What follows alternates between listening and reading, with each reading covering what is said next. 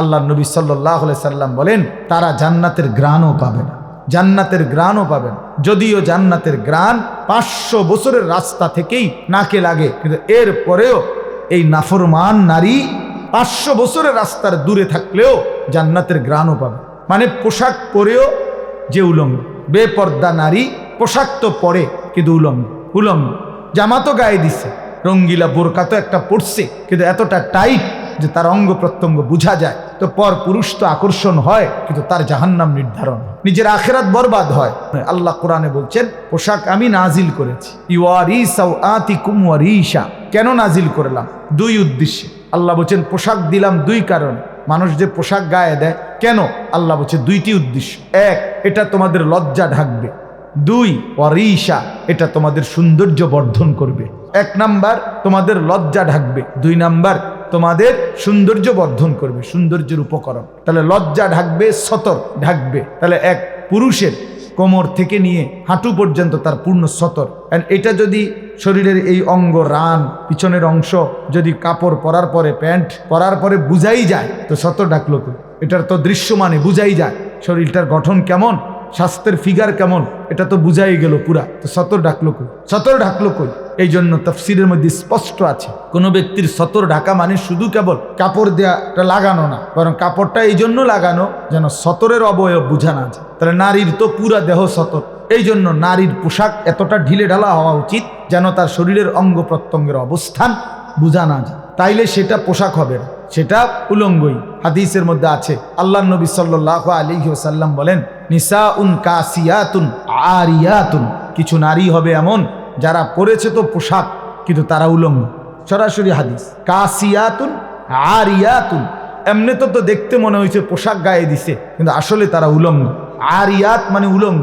মা ইলাতুন মুমিলাতুন, যারা নিজেকে পর পুরুষকে নিজের দিকে আকর্ষণ করে, পর পুরুষও তাদের দিকে আকর্ষিত হয়। লা ইয়াজিদনা রিহাল জান্নাহ, আল্লাহ নবী সাল্লাল্লাহু আলাইহি সাল্লাম বলেন, তারা জান্নাতের ঘ্রাণও পাবে না, জান্নাতের ঘ্রাণও পাবেন। যদিও জান্নাতের ঘ্রাণ 500 বছরের রাস্তা থেকেই নাকে লাগে, কিন্তু এর পরেও এই নাফরমান নারী 500 বছরের রাস্তার দূরে থাকলেও জান্নাতের ঘ্রাণও পাবে। এই মানে পোশাক পরেও যে উলঙ্গ, বেপর্দা নারী পোশাক তো পরে কিন্তু উলঙ্গ, জামা তো গায়ে দিছে, রঙ্গিলা বোরকা তো একটা পড়ছে, কিন্তু এতটা টাইট যে তার অঙ্গ প্রত্যঙ্গ বোঝা যায়। তো পর পুরুষ তো আকর্ষণ হয়, কিন্তু তার জাহান্নাম নির্ধারণ হয়, নিজের আখিরাত বরবাদ হয়, আখিরাত বরবাদ। যুবকের চরিত্র নষ্ট হয়, আর এই নাফরমান নারীর আখিরাত বরবাদ। এই জন্য বন্ধু, কথার প্রসঙ্গ দেখে এটা বললাম আর কি, যে আল্লাহ তাআলা বলছে পোশাক আল্লাহ দিয়েছেন। এই জন্য কোনো কাফের বেঈমান থেকে পোশাকের ডিজাইন নিতে নাই। আমরা যারা মুসলমান বেঈমানের পোশাক পরবে কেন? পোশাক মামুলি কিছু না, এটা মামুলি বিষয় না যে পোশাক একটা ফিনলেই হলো, হুজুর এগুলো নিয়েও এত মাথা কামান কেন? না না, এটা তো গুরুত্বপূর্ণ বিষয়। কোরআন শরীফে আল্লাহ বলছেন, ওয়ালিবাসুত তাকওয়া যালিকা খাইর। এরপরে আল্লাহ বলেন, মুত্তাকির পোশাক, তাকওয়ার পোশাক, এটাই হচ্ছে সর্বোত্তম। এই কথার 2 অর্থ। এক অর্থ হইল যে তার জীবনকে তাকওয়ার মাধ্যমে সাজাবে, গুনাহ মুক্ত হয়ে আল্লাহর হুকুমের মাধ্যমে জীবনটা সাজাবে, সে যেন নিজেকে তাকওয়ার পোশাক দিয়ে সাজালো, এটাই সর্বোত্তম। আরেকটা হলো যুগে যুগে যারা মুত্তাকি, আল্লাহওয়ালা, দিনদার, ফরহেজগার, তাদের পোশাক যেটা, সেটা সর্বোত্তম। তাইলে এখন এই সিবা ফ্যান্ট এটা মুত্তাকিদের পোশাক? বলো ভাই, আল্লাহওয়ালাদের পোশাক। ওমর ফারুক ভাই বলছে, আমি শুনতেছি যে আমি শক্ত কথা কই, আজকে আর শক্ত কিছু কইতাম না, নিয়ত করছি, যা ভালো হয়ে গেলাম, আমি ভালো হয়ে গেলাম, জান তোমরা যখন ভালো না আর কি করা কোন। এই জন্য আর নরম করে, এই জন্য এই দেখেন না এতক্ষণ কত নরমে কইলাম, আর কেমনি নরমে কইতে। তার মানে বুঝাইতে চাইলাম ভাইয়া, আমরা এটা বুঝাইতে চাইলাম যে আল্লাহ তাআলা বলছেন পোশাক গুরুত্বপূর্ণ, পোশাক গুরুত্বপূর্ণ। পোশাক আল্লাহ বলেন আমি নাজিল করেছি। দেখে ছেলেরা, তোমরাও শোনো ভাই, আল্লাহ তাআলা কোরআনে বলছে আমি কোরআন নাজিল করেছি। যেটা আল্লাহ নাজিল করে সেটা দামি, যেমন কোরআন। আল্লাহ বলেন আমি বৃষ্টি নাজিল করেছি, ওয়া আনজালনা মিনাল মুসিরাতি মাআন সাজ্জাজা। আল্লাহ বলেন আমি মেঘমালা থেকে আমি আল্লাহ তাআলা অঝরে বৃষ্টি নামাই, নাজিল করি, লিনুখরিজা বিহি হাব্বান ওয়া নাবাতা। আর এরপরে আমি জমিন থেকে শস্য, বীজ, উদ্ভিদ, চারা এগুলো উৎপন্ন করি। ওয়া জান্নাতিন আলফাফা, ঘন বাগান, ফলের, ফসলের, ফুলের আমি আল্লাহ তাআলা এই জমিনের মধ্যে থেকে বের করে আনি।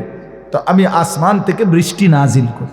আনজালনা ওয়া আনজালাল ফুরকান, আল্লাহ বলেন তিনি আল্লাহ কোরআন নাজিল করেছেন। ফুরকান মানে কোরআন। ঠিক এরকমভাবে আল্লাহ তাআলা বলেন যে লোহা, আল্লাহ তাআলা বলছেন লোহা আল্লাহ তাআলা নাজিল করেন। ওয়া আনজালনাল হাদিদ ফীহি বাসুন শাদীদ। আল্লাহ তাআলা বলেন আমি লোহা নাজিল করি। কে নাজিল করে? আল্লাহ। এই জন্য গোটা পৃথিবীর, খেয়াল করে দেখেন, গোটা পৃথিবীর সমস্ত প্রযুক্তি, আধুনিকতার যত উপকরণ, মানুষের দুনিয়ার সুখের জন্য, আরামের জন্য, সহজতার জন্য যত উপকরণ তৈরি হইতেছে সব কিছুর মধ্যে লোহার অংশগ্রহণ, সব কিছুর মধ্যে স্টিল, লোহা, পাত এগুলোর অংশ আছে এই আমাদের সমস্ত কিছুর মধ্যে। তাহলে এটা ভীষণ একটা উপকারী জিনিস, ভীষণ উপকারী জিনিস। এই পৃথিবীর আধুনিকতার সব কিছু তৈরি হইতেছে, তার মধ্যে একটা মৌলিক অন্যতম উপাদান লোহা।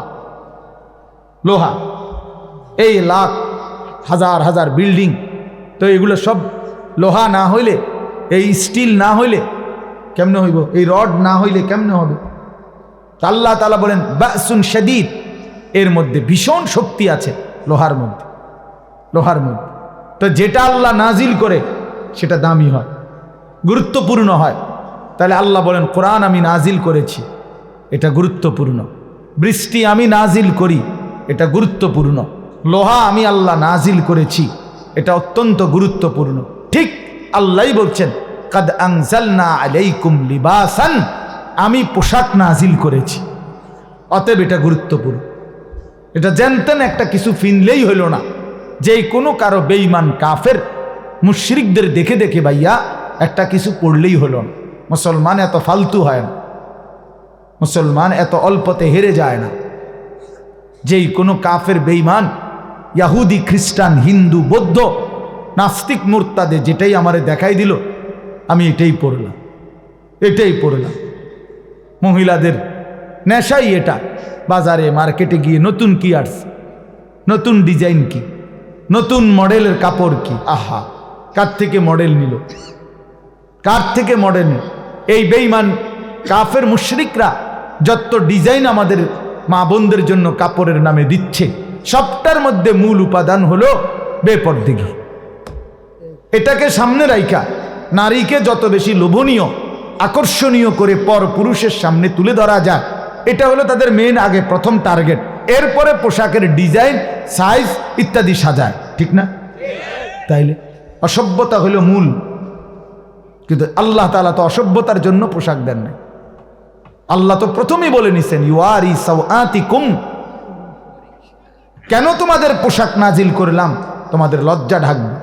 একমাত্র মানুষ, এই পৃথিবীর সব প্রাণীর দিকে তাকায় দেখেন, গরু, ছাগল, কুকুর, বিড়াল, এরা এদের লজ্জাস্থান নিজ দেহের কোনো অংশ দিয়া ঢাকে। আল্লাহ কুদরতিভাবে এভাবে রাখছে, লেজ দিয়ে, দুই পায়ের অবস্থান দিয়ে তারা তাদের লজ্জাস্থান ঢাকতে পারে। কিন্তু একমাত্র মানুষ, পুরুষ কিংবা নারী, কেহই পোশাক ছাড়া তার লজ্জাস্থান ঢাকতে পারবে। সিস্টেম আছে কোনো? না। শরীরের অঙ্গ দিয়ে লজ্জাস্থান ঢাকার কোনো সিস্টেম তার সিস্টেমে নাই। তাকে লজ্জা ঢাকতেই হবে পোশাক দিয়ে, পোশাক দিয়ে। এই জন্য আল্লাহ বলছেন পোশাক আমি নাজিল করেছি, ইউয়ারি সাওআতিকুম, এটা তোমাদের লজ্জা ঢাকবে। এই জন্য ওয়ারিশা, এবং সৌন্দর্য হবে, পোশাকের সৌন্দর্য হবে। এই জন্য আমি অনুরোধ করছি ছেলেরা, প্রিয় ভাই, নিজের পোশাকের প্রতি যত্নবান হও। একটা পোশাক একটা মানুষের ধর্মের পরিচয় বহন করে, পোশাক মানুষের বংশের পরিচয় বহন করে, পোশাক মানুষের ব্যক্তিত্বের পরিচয় বহন করে, পোশাক মানুষের রুচির পরিচয় বহন করে। বাহ্যিক এই পোশাক মানুষের ভিতরের চিন্তাধারার প্রকাশ করে। আরবিতে বলে আয-যাহিরু উনওয়ানুল বাতিন, মানুষের ভিতরের ঠিকানা, প্রতিচ্ছবি মানুষের বাহ্যিক দিক। মানুষের বাহির দেখেও ভিতর আন্দাজ করা যায়, ভেতর আন্দাজ করা যায়। যেমন একদম সহজ উদাহরণ, কোনো মানুষের দিকে, চেহারার দিকে তাকাইয়েই মানুষ বলে কি ভাই মনটা খারাপ, অথচ মনটা যেটা কইতেছে মনটা খারাপ, দিল অন্তর এটা তো ভিতরে, কিন্তু তার চেহারার মধ্যে সেটা প্রকাশ পাচ্ছে। অথবা কি ভাই খুব ফুর্তিতে আছেন মনে হয়, খুব খুশিতে আছেন, এই যে তাহলে দিলের খুশি চেহারার মধ্যে কি পায়, প্রকাশ পায়। দিলের অসন্তুষ্টি, পেরেশানি চেহারার মধ্যে কি পায়, প্রকাশ পায়। মানুষ দেখেই মনে করে কি ভাই খুব চিন্তিত মনে হচ্ছে। তাহলে বোঝা গেল মানুষের বাহ্যিক চেহারা মানুষের ভিতরের অন্তরের প্রতিচ্ছবি। প্রতিচ্ছবি ঠিক তেমনিভাবে তুমি যুবক, তোমার চেহারা, তোমার চুল, তোমার লেবাস, তোমার পোশাক, এটা তোমার ভিতরের ঈমানের প্রতিচ্ছবি। তোমার দিলে ঈমান আছে কিনা, তুমি আল্লাহ চিনো কিনা, আখেরাত চিনো কিনা, তোমার মৃত্যুর কথা মনে আছে কিনা, তোমার পরকাল নিয়ে কোনো ভাবনা আছে কিনা, এটার প্রমাণ তোমার এই বাহ্যিক চেহারা, বাহ্যিক এই পোশাক। অসংখ্য ছেলে পেলে তোমরা এটা বুঝতে চাও না, তোমরা এটা বুঝতে চাও না, সারাক্ষণ তাকাইয়া থাকো কোনো বেঈমানের মতো, কোনো বেঈমানের ডিজাইন তোমার খুব দ্রুত লুফে নাও, গ্রহণ করে নাও, অথচ ইমানদারের পোশাক তোমার পছন্দ হয়। তুমি দেখো তো ভাইয়া, ওলামায়ে কেরামকে পৃথিবীবাসী কি পরিমাণ ইজ্জত করে, তাহলে তাদের পোশাক কত সম্মানী। তুমি দেখো তো আউলিয়াদেরকে মানুষ কি পরিমাণ ইজ্জত করে, তো তাদের পোশাক চলাফেরা এটাও তো সম্মানী। কোরআন শরীফে আছে, এবার বুঝাই। কোরআন শরীফে স্পষ্ট আছে, আল্লাহ নবী সাল্লাল্লাহু আলাইহি সাল্লাম কম্বল গায়ে দিয়ে শুইছেন কম্বল গাও দিয়া। নবী সাল্লাল্লাহু আলাইহি সাল্লামকে আল্লাহ তাআলা এই কম্বল গায়ে অবস্থায় আল্লাহ তাআলা ডাক দিছে, বন্ধু আপনাকে আমার এখন কথা বলবো, আমি ডাক দেব, তা আপনার গায়ে যে কম্বল, এখন আপনারে কি কম্বল বাদ দিয়া শুধু ডাক দেবো? কম্বলটা আমি কম্বলটাকে কি করব? তা আল্লাহ বলে, বন্ধু যে কম্বল আপনার গায়ে, আমি আল্লাহর কাছে সেই কম্বলটাও প্রিয়। এজন্য বন্ধু শুধু আপনাকে ডাকবো কেন, কম্বলটাকে সহই ডাক দেই, ইয়া আইয়ুহাল মুজাম্মিল, হে কম্বল পরা বন্ধু আমার। সরাসরি কোরআনে তা রাসূলুল্লাহ সাল্লাল্লাহু আলাইহি সাল্লামের গায়ের কম্বল দামি হয়ে গেছে, দামি হয়ে গেছে। ইয়া আইয়ুহাল মুজাম্মিল, নবী সাল্লাল্লাহু আলাইহি সাল্লাম চাদর গায়ে দিয়েছেন, চাদর গায়ে আল্লাহ নবী সাল্লাল্লাহু আলাইহি সাল্লাম, আল্লাহ তাআলা বলছে, বন্ধু আমার যে আপনাকে এখনই ডাক দিতে মন চাচ্ছে, কিন্তু চাদরটা কি করব, বাদ দেব চাদর?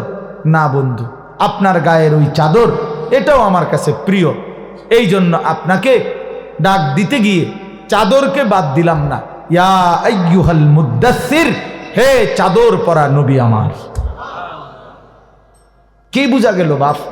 রাসূলুল্লাহ সাল্লাল্লাহু আলাইহি সাল্লামের কম্বলটাও দামি, চাদরটাও দামি, তাহলে নবীর জামাটাও দামি, নবীর লুঙ্গিটাও দামি, নবীর দাড়িও দামি, নবীর টুপিও দামি, নবীর পাগড়িও দামি, নবীর সাথে লাগা প্রতিটা পোশাকই এই পৃথিবীর সবচেয়ে সুন্দর, সবচেয়ে সুন্দর, সবচেয়ে সুন্দর।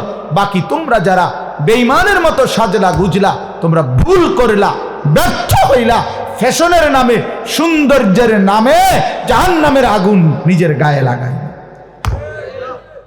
বরবাদ হইলা। এটা ফালতু মডেল ধরলা, ফালতু ফালতু ফালতু। হ্যাঁ, চুলের এই সমস্ত কাটিং সিটার বাটফারের কাটিং, কোনো ইমানদারের কাটিং। তুমি খবর নাও বেটা, রাগ হইবার কিছু নাই বেটা, পুট্টা খোর, বাবা খোর, ডাইল খোর, ইয়াবা খোরের কাটিং এগুলো। এটা কি আব্দুল জুনায়েদ বাগদাদির কাটিং? কথা বলেন না তো, তাইলে তো এটা কিসের কাটিং ধরলাম? এটা তো কোনো না কোনো বাবা খোরের কাটিং। খবর না গাও তুমি সমাজে, সমাজের যারা পুট্টাখোর, বাবাখোর, এগুলোর পোশাক দেখো, এগুলোর চুল দেখো, এটা কেমনে পছন্দ হলো? ছি ছি ছি, এত নিকৃষ্ট মানুষের ফ্যাশন পছন্দ হয় কেমন? সিনেমার নায়কের কোনো চরিত্র আছে? সিনেমার নর্তকীর কোনো চরিত্র আছে? চরিত্র থাকলে সে সারা দেহ সারা পৃথিবীরে দেখায়, বুড়ারও দেখায়, জোয়ানেরও দেখায়। কোনো রুচিই তো নাই। বেডি অসভ্য, বেডি বেডি বোঝে না এটা, যেটা বুড়া বেড়া হইতে চাইবে ওইটা। তো তুই কথা বলেন না, আত্মসম্মান থাকলে যে এটা আমার আল্লাহ একটা সৌন্দর্য দিছে, এর লাগে এটা কি ফতে কাটে মানুষে দেখবো এটা? তাহলে বুঝা গেল রুচিহীন এরা, এরা রুচিহীন, বর্বর এরা। এই জন্য আল্লাহ তাআলা বলছেন, বাপ লিবাসুত তাকওয়া যালিকা খাইর, মুত্তাকির পোশাক উত্তম, মুত্তাকির পোশাক উত্তম। আল্লাহর নবী সাল্লাল্লাহু আলাইহি সাল্লামের এক সাহাবী হযরত বারা ইবনে আযিব রাদিয়াল্লাহু তাআলা আনহু, তিনি বর্ণনা করেন, নবীজি সাল্লাল্লাহু আলাইহি সাল্লাম একদিন একটা চাদর পরে বসছেন, চাদর গায়ে। তো উনি বলেন চাদরটার মধ্যে এরকম লাল লাল ডোরা কাটা, মানে লাল লাল সুতা ছিল আলাদা, একটু একটু সুতা লাল লাল, বাকি চাদরটা পুরা লাল না। চাদর হয়তো অন্য কালারের, কিন্তু ওই যে দেখো, ওই যে ছেলের মাফলারটার মধ্যে একটু লাল রং আছে না, এরকম কথার কথা, লাল পারওয়ালা, আমাদের রুমাল সাদা লাল মিশাই আছে না এরকম। তো লাল ডোরা কাটা, লাল সুতার পারওয়ালা একটা চাদর গায়ে দিছে নবীজি সাল্লাল্লাহু আলাইহি সাল্লাম। মাথায় বাবরি চুলে, ঠিক ওই টাইমে মাথায় বাবরি চুল খোলা, মানে হয়তো কোনো কারণে টুপি খুলছেন নবীজি। তো মাথা খোলা, বাবরি চুল, গায়ে এরকম লাল পারওয়ালা চাদর। হযরত বারা ইবনে আযিব বলেন, আমি শুধু একটা নজর তাকাইলাম নবীজির দিকে। তাকায়া উনি বলেন, খোদার কসম, আমি আমার দুই নয়নে এরকম লাল চাদর পরিহিত, লাল পারওয়ালা এবং বাবরি চুল বিশিষ্ট এমন সুন্দর প্রিয়জন আর কাউকে দেখি। মা রাআইতু মিন যী লিম্মাতিন ফি হুল্লাতিন হামরা আহসানা মিন রাসূলিল্লাহ সাল্লাল্লাহু আলাইহি ওয়াসাল্লাম। বাবরি চুলওয়ালা, লাল পাড়ওয়ালা চাদর পরিহিত রাসূলের চাইতে সুন্দর আমি বারা আমার দুই নয়নে কাউকে দেখি। কি সুন্দর লাগছে! তো সাহাবী পাগল হয়ে গেছে যে কি সুন্দর লাগছে নবীর গায়ের চাদর, নবীর গায়ের চাদর। সাহাবায়ে কেরাম বর্ণনা করছেন এভাবে, বাবা রাসূলুল্লাহ সাল্লাল্লাহু আলাইহি সাল্লামের পোশাকগুলোর বর্ণনা সাহাবীরা দিছেন। নবী সাল্লাল্লাহু আলাইহি সাল্লামের চাদর মোবারক কেমন ছিল, টুপি মোবারক কেমন ছিল, নবীজির গায়ের জামা কেমন ছিল, পরনের লুঙ্গি কেমন ছিল, লুঙ্গি কতটুকু উঁচু করে পড়তেন, এই সব কিছু সাহাবীরা বর্ণনা করছেন। আরও একটা ঘটনা বলি, রাসূলুল্লাহ সাল্লাল্লাহু আলাইহি সাল্লামের বিখ্যাত সাহাবী হযরতে ওসমান রাদিয়াল্লাহু তাআলা আনহু, নাম শুনি না আমরা? ইসলামের তৃতীয় খলিফা, নবীজির দুই মেয়ের পরপর জামাতা। এক মেয়ে ইন্তেকাল করছে, তো নবী আরেক মেয়ে ওনার রেখে দিছে। এত ভালোবাসতেন নবীজি। আল্লাহ নবী সাল্লাল্লাহু আলাইহি সাল্লামের ওই দ্বিতীয় মেয়েটাও মারা গেছে। নবীজি বলছেন, হায় যদি আমার আরও একটা মেয়ে থাকতো, আমি সেটাও ওসমানের কাছেই দিয়ে দিতাম। এত ভালোবাসতেন ওসমানকে। হযরত ওসমান রাদিয়াল্লাহু তাআলা আনহু সবচেয়ে বেশি সাহাবীদের মধ্যে হায়া, লজ্জাওয়ালা ছিলেন। ওই যে আমরা যে জুমার খুতবা পড়ি, দ্বিতীয় খুতবার মধ্যে আমরা এটা বলি, ওয়া আশাদ্দুহুম হায়াআন ওসমান, আরহামু উম্মতি বি উম্মতি আবু বকর, ওয়া আশাদ্দুহুম ফি আমরিল্লাহি উমর, হ্যাঁ, ওয়া আসদাকুহুম হায়াআন ওসমান। এই যে সবচেয়ে বেশি লজ্জা ওসমানের ছিল। ওসমান রাদিয়াল্লাহু তাআলা, এই ওসমান রাদিয়াল্লাহু তাআলা আনহুকে হুদাইবিয়ার সন্ধির সময় নবী সাল্লাল্লাহু আলাইহি সাল্লাম ৬ষ্ঠ হিজরিতে মক্কায় আসতে চাইছিলেন উমরা করার জন্য মদিনা থেকে, প্রায় ১৪০০ সাহাবী নিয়ে। তো মক্কায় ঢুকবার আগে হুদাইবিয়া নামক একটা জায়গায় এখানে বাধাগ্রস্ত করছে। তো মক্কাবাসী আল্লাহ নবী সাল্লাল্লাহু আলাইহি সাল্লাম, অনেক লম্বা ঘটনা। তো নবী সাল্লাল্লাহু আলাইহি সাল্লাম মক্কার কোরাইশদের সাথে কথা বলার জন্য এই ওসমান রাদিয়াল্লাহু তাআলা আনহুকে প্রতিনিধি হিসাবে নিজের পক্ষ থেকে পাঠাইছিলেন। যে তুমি যাও মক্কায় কুরাইশ নেতৃবৃন্দের সাথে কথা বলো যে আমরা যুদ্ধ করতে আসি নাই, আমরা আল্লাহর ঘর তাওয়াফ করব, উমরা করব, 2-3 ঘন্টার কাজ। উমরা করতে 3 ঘন্টা লাগে না। ওই যে এরশাদ ভাই উমরা করে মাত্র আসছে, এই 1-2 দিন হয়েছে। তাজা আমার উমরা করে আসার পরে আজকেই প্রথম দেখা হয়েছে আমার সাথে। তো আল্লাহ কবুল করেন। তো এই রাসূলুল্লাহ সাল্লাল্লাহু আলাইহি সাল্লাম ওনাকে বললেন, তুমি গিয়ে বুঝাইয়া বলো তাদেরকে যে আমরা এইবার যুদ্ধ করতে আসি নাই। বদরের যুদ্ধ করছি, উহুদের যুদ্ধ করছি, আগেও যুদ্ধ করছি, যুদ্ধ হইতে পারে তোমাদের সাথে, কিন্তু সেটা ঘোষণা দিয়া, কিন্তু এখন আসছি আমরা আল্লাহর ঘর তাওয়াফ করতে, তোমরা আমগরে বাধা দিও না। এই তখন আমার বলার উদ্দেশ্য হলো, ওসমান রাদিয়াল্লাহু তাআলা আনহু তখন রওনা দিছে এই দূত নবীজির প্রতিনিধি হিসাবে মক্কায় ঢুকতে। তো ঢুকবার সময় মক্কার কুরাইশদের একজন নেতা ছিল আবান ইবনে সাঈদ। উনি ছিলেন ওসমান রাদিয়াল্লাহু তাআলা আনহুর চাচাতো ভাই। উনি আগায় আসছে ওসমানকে নেওয়ার জন্য, যদিও উনি কাফের, কিন্তু উনি আগায় আসছে কি নেওয়ার জন্য? মনে করেন আমারে একটু আগায় আনছে না সাথীরা, তো একটু আগায়া গেছে উনি। আগাইয়া যখন গেছে কুরাইশ নেতৃবৃন্দের কাছে আনবে, আবু জাহেল আবু লাহাবদের কাছে। আবু জাহেল নাই, তো মরিয়া গেছে আগে, যারা আসিল তারার কাছে। তো এরা এই যখন উনি আসছে, আসছে কুরাইশ নেতা ওসমানের সামনে, তখন ওসমান রাদিয়াল্লাহু তাআলার দিকে তাকাইছে। সে তাকাইয়া দেখছে ওসমান রাদিয়াল্লাহু তাআলার পরনের লুঙ্গিটা টাকনুর, মানে হাঁটুর গোড়া যে গোড়ালি, এটার অনেক উপরে, টাকনুর উপরে আর কি। তো এই আবান, এ তো কাফের সর্দার, সে বলতেছে, ওসমান তুমি এটা কি পড়লা? লুঙ্গি এটা রে এত উপরে উড়াইলা কা? হায় হায়, তুমি কি জানো না আমাদের কুরাইশদের মধ্যে যারা যত সম্ভ্রান্ত নেতা, যত উচ্চ পদস্থ, তার পরনের এই লুঙ্গি তত নিচে ঝোলে। যত বেশি রাস্তা ঝাড়ু দেয় তত বড় লিডার। মাত্র লিডার মানেই তো জনসেবা যে করে।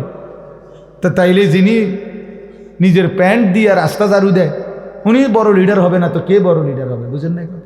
যে এই জন্য তুমি তো জানোই টাকনুর নিচে যত কাপড় তত আমাদের মধ্যে তত বড় নেতা।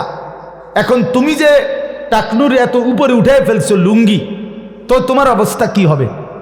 তোমারে তো তারা সামান্যতম মূল্যায়ন করবে না, বুঝবে ইসলাম গ্রহণ করার পরে তোমার কোনো পদে নাই, তোমার কোনো পদে নাই, তুমি মেম্বরও না, পদে নাই তোমারে মূল্যায়ন করবে না। কাজে তুমি তোমার ধর্মের ইজ্জতের জন্য, এই কথাটা খেয়াল করেন, তুমি লুঙ্গি আরো নিচে নামাও, টাকনুর নিচে নামাও, তাইলে কুরাইশরা তোমারে দেখলে মনে করবে তুমি বড় নেতা, সিনিয়র ব্যক্তিত্ব, তখন তোমার কথার ওজন হবে। আমরা স্পষ্ট কিতাবে পড়ছি, আল্লাহর কসম, নবীর সাহাবী তখন বলছে, লা ওয়াল্লাহি হাকাদা ইজারু নবীনা সাল্লাল্লাহু আলাইহি ওয়াসাল্লাম। বলছে বেঈমান, না বেটা, 100টা আমি নামাবো না, আল্লাহি, আল্লাহর কসম, এরকমই আমার রসুলের পবিত্র লুঙ্গি।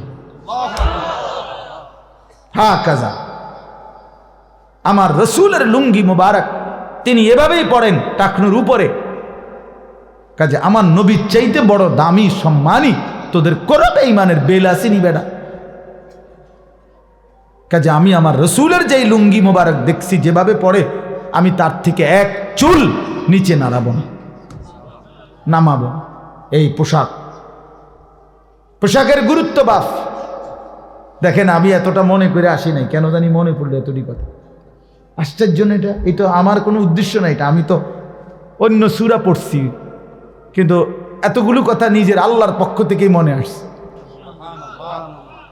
যে পোশাকের সৌন্দর্য। সাহাবায়ে কেরাম পোশাকের ক্ষেত্রে পর্যন্ত নবীজির অনুসরণটা কিভাবে করছেন ভাইয়া, কিভাবে করছেন। আরেকটা উদাহরণ শেষ বলি, তাহলে আমার আয়াতের তর্জমা বলবো এরপরে। হযরত ওমর রাদিয়াল্লাহু তাআলা আনহু, এবার ওনার কথা শোনেন। যুবক ভাই, তোমরা গ্রহণ করার নিয়তে শোনো। এক তো হইল বন্ধু, আমি প্রতিদিন বলি, আমি নিজেও পেরেশানি বোধ করি, জনপ্রিয়তা দিয়া তো ভাইয়া তেমন কোনো কাজ হবে না, প্রিয় ভাই আমার, আমি নিজেও এটা নিয়ে চিন্তিত।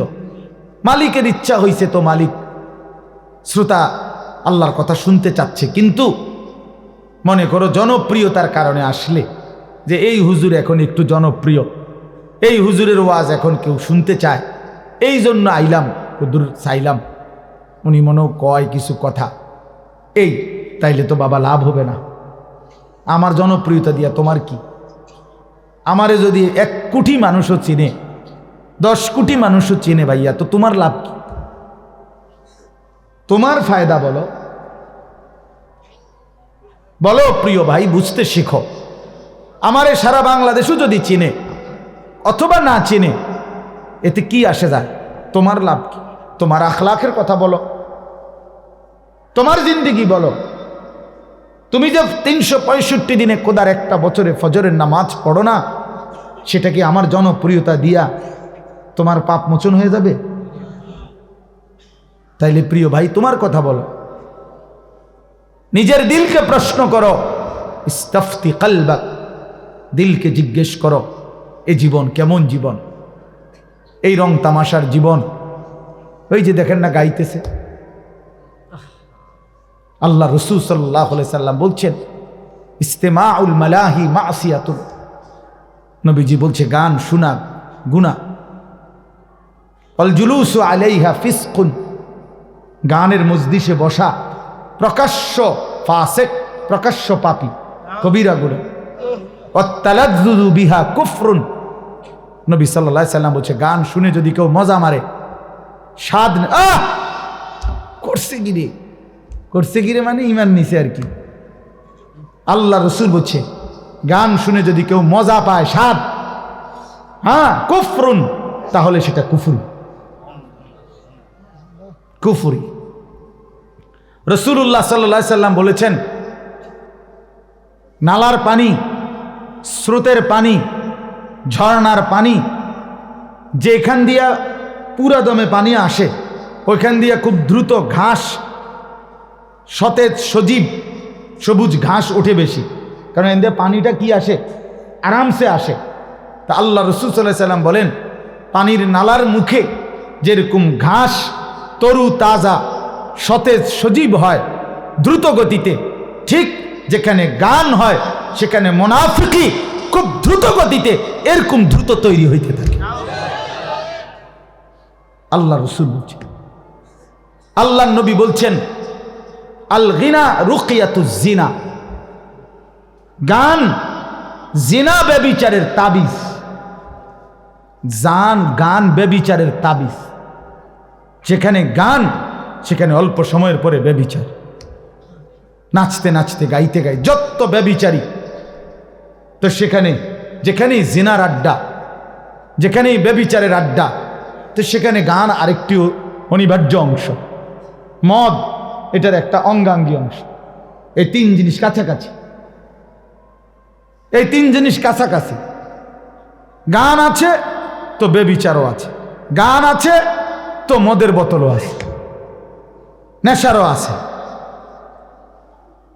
কেউ যদি বলে আমার এখানে নাই তমকের, সেটা আমি ভিন্ন বিষয়, ওনারটা উনি বলবে, আমনের সাফাই আমনে গাইবেন, কিন্তু আমি আমভাবে বললাম, ব্যাপকভাবে বললাম, ব্যাপকভাবে বললাম। এই জন্য বলতে চাচ্ছি রং তামাশার এই দুনিয়া, খেল তামাশার এই দুনিয়া, আল্লাহ রসূল সাল্লাল্লাহু আলাইহি সাল্লাম স্পষ্ট হাদিস আছে, একেবারে আল্লাহর কসম, জুমার খুতবার বই আছে আপনার, ওইখানের খুতবার মধ্যেও আছে, আল্লাহ নবী সাল্লাল্লাহু আলাইহি সাল্লাম বলছেন আমারানি রব্বি বিমাহকিল মাআজিফ ওয়াল মাজামির, আল্লাহ তাআলা আমাকে দুনিয়ায় পাঠিয়েছেন এই আদেশ দিয়ে যেন আমি বাদ্যযন্ত্র ধ্বংস করি, ভেঙে ফেলি। বাদ্যযন্ত্র ভাঙার জন্য আল্লাহ তাআলা নবীকে পাঠিয়েছে, এটা নবীজির আগমনের একটা উদ্দেশ্য। অতএব ধর্মের নামে, ধর্মের নামে, ধর্মের নামে, বুজুর্গের নামে, যে কোনো কারো নামে যেখানেই বাজনা বাজবে সেখানেই সেটা গুনাহ, গুনাহ, গুনাহ, গুনাহ।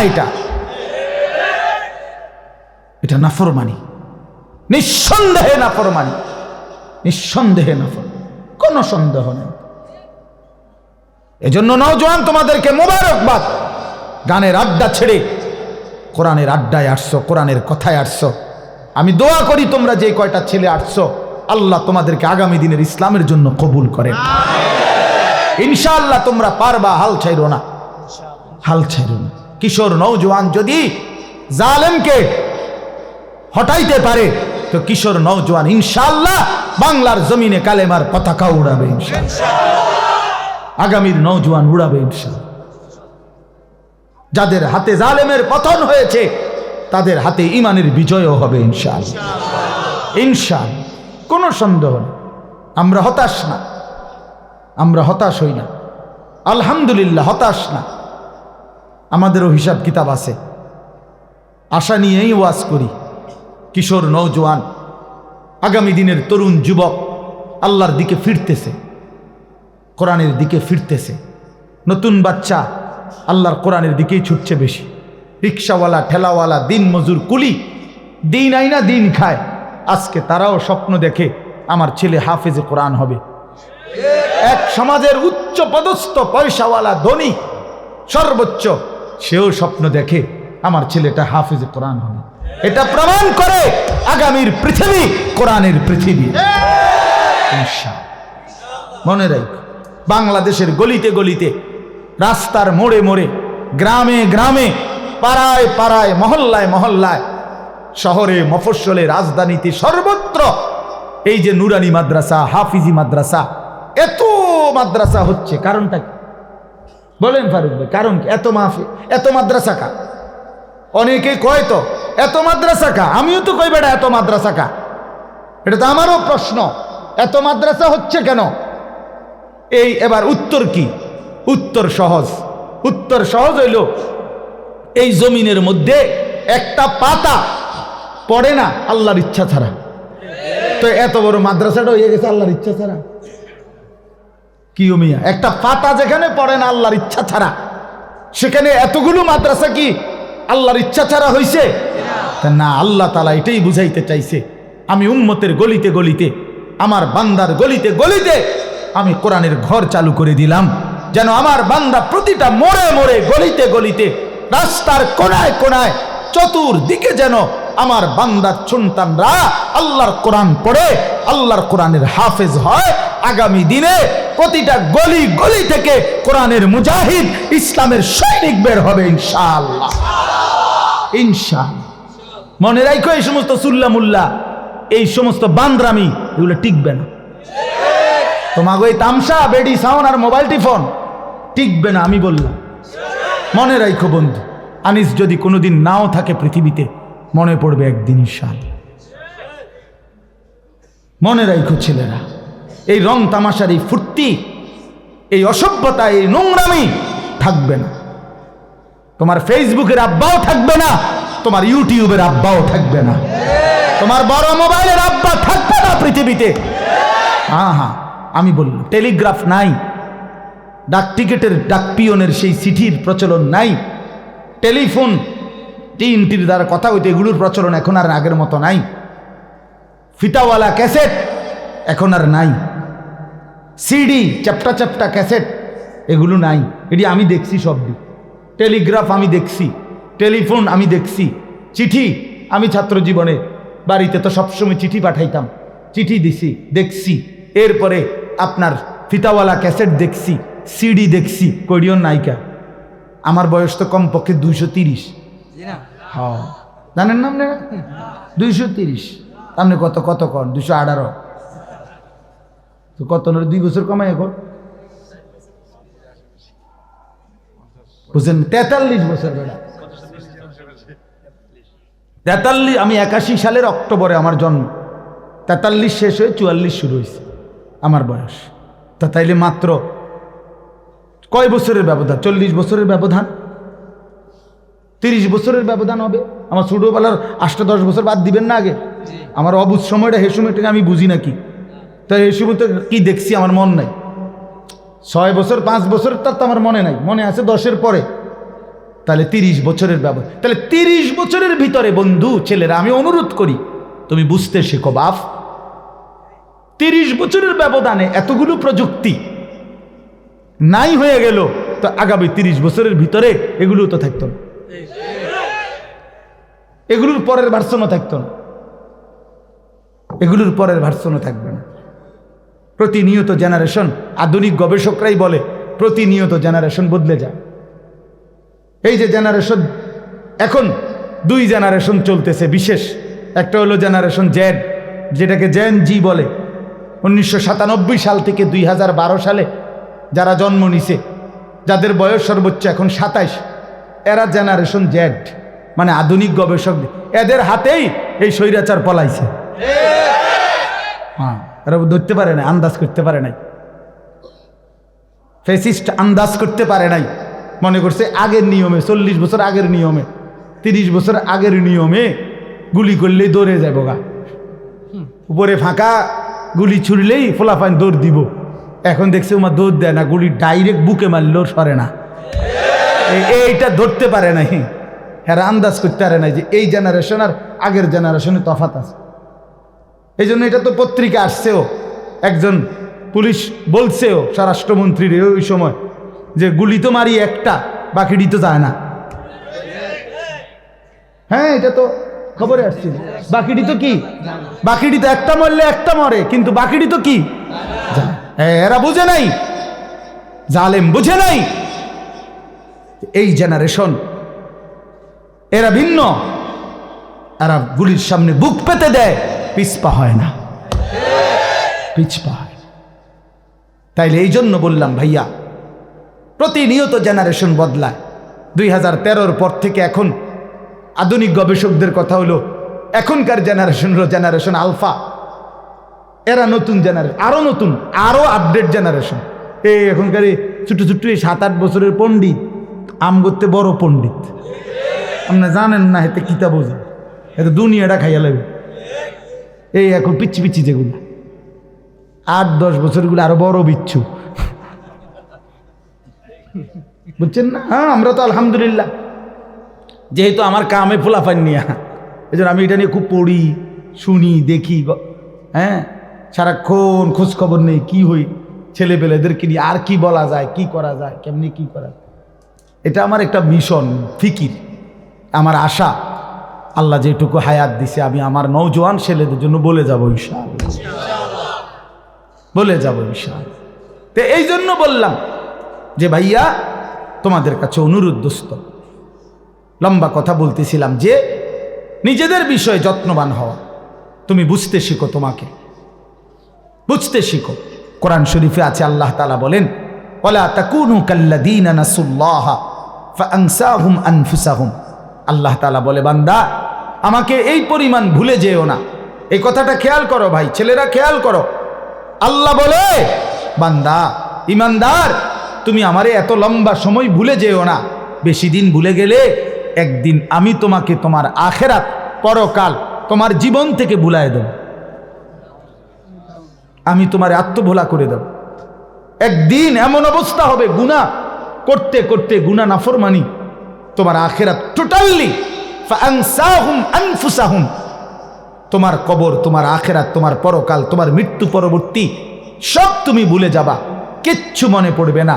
উলাইকা হুমুল ফাসিকুন, তখন তুমি পরিণত হবে ফাসিক হিসাবে, পাপী হিসাবে। তখন আর ইমানদারের চিহ্ন তোমার মধ্যে থাকবে না। একদিন তোমারে মানুষ তখন শুধুই বলবে, এটা পাপী, এটা সুদখোর, এটা ঘুষখোর, এটা হারামখোর, এটা জেনাখোর, এটা ব্যভিচারী, এটা লম্পট, এটা চরিত্রহীন, এটা জুয়ারি, এটা মদখোর, এটা নেশাখোর। এটা যদি মানুষ বলেই ফেলে, সিল লাগিয়া যায়, এর চাইতে বড় জিন্দিগির পতন, এর চাইতে বড় লানত আর কি হইতে পারে বাপ? করের আমরাও তো দেখছি জীবনে কত বিল্ডিং করের, এত বড় আলিশান বাড়ি করে ভদ্রলোক, মানুষে হাঁটতে যাইতে সুদের টিয়া না, বাটফার বাটফার জিটারির টিয়া, 2 নম্বরই টাকা কামাইছে, তো লাভ হয়েছে কি?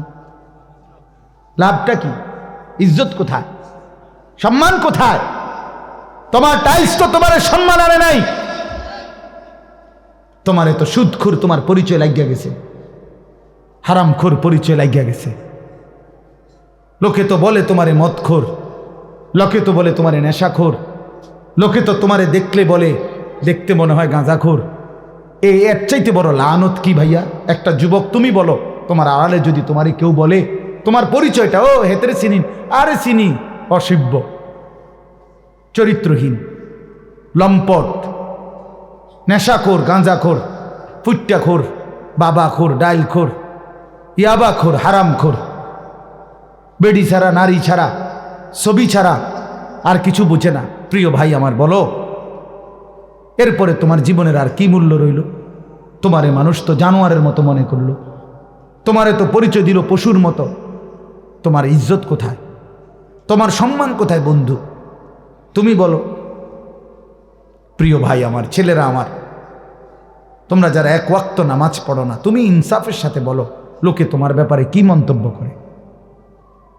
তোমার সমবয়সী বন্ধুদেরকে যদি কেউ জিজ্ঞেস করে ছেলেটা কেমন, তো যে এক ওয়াক্ত নামাজ পড়ে না তার ব্যাপারে তার বন্ধু কি বলবে? যে সে জোনায়েদ বাগদাদি। তাইলে তোমার দুশ্চরিত্র ছাড়া, চরিত্রহীন ছাড়া কি বলবে? কারণ সে তো জানে তুমি উলঙ্গ ছবি দেখো, তুমি তার থেকে আড়াল করবা কেমন? হ্যাঁ, আখেরাতে তো এক ফোঁটা আড়াল করা যাবেও না। দুনিয়াতেও মানুষ বর্তমান আধুনিকতার এই জমানায় এত বেশি খতরনাক যে মানুষের জিন্দিগির একান্ত একান্ত বিষয়টা পর্যন্ত মানুষ প্রকাশ করে দেয়, উন্মোচিত হয়ে যায়। তখন মানুষ লজ্জিত হয়, বেইজ্জতি হয়। এই জন্য দোস্ত আমার, বন্ধু আমার, প্রিয় সাথী আমার, মনে রাখতে হবে কথা। আমি আজকে লম্বা বললাম, আমি যে আয়াত পড়ছি ওইটাই বলা দরকার ছিল, এটাও বলি, শুধু তর্জমা শোনাবো। কিন্তু পোশাকের উপরে আমি আজকে এতগুলো কথা বলছি। ওই আর একটা উদাহরণ বাকি ছিল, হজরত ওমর রাদিয়াল্লাহু তাআলা আনহুর কথা মনে আছে? হজরত ওমর রাদিয়াল্লাহু তাআলা আনহু 10.5 বছর মুসলমানদের খলিফা ছিলেন। কয় বছর? অর্ধ পৃথিবীর বাদশাহ ছিলেন, মুসলমানদের খলিফা ছিলেন। এই ওমর রাদিয়াল্লাহু তাআলা আনহু মসজিদে নববীতে ইমামতি করতেন। নবীজি সাল্লাল্লাহু আলাইহি সাল্লাম যেখানে ইমামতি করতেন, নবীজির পরে আবু বকর, আবু বকরের পরে এই 10.5 বছর ইমামতি করতেন তিনি, ওমর।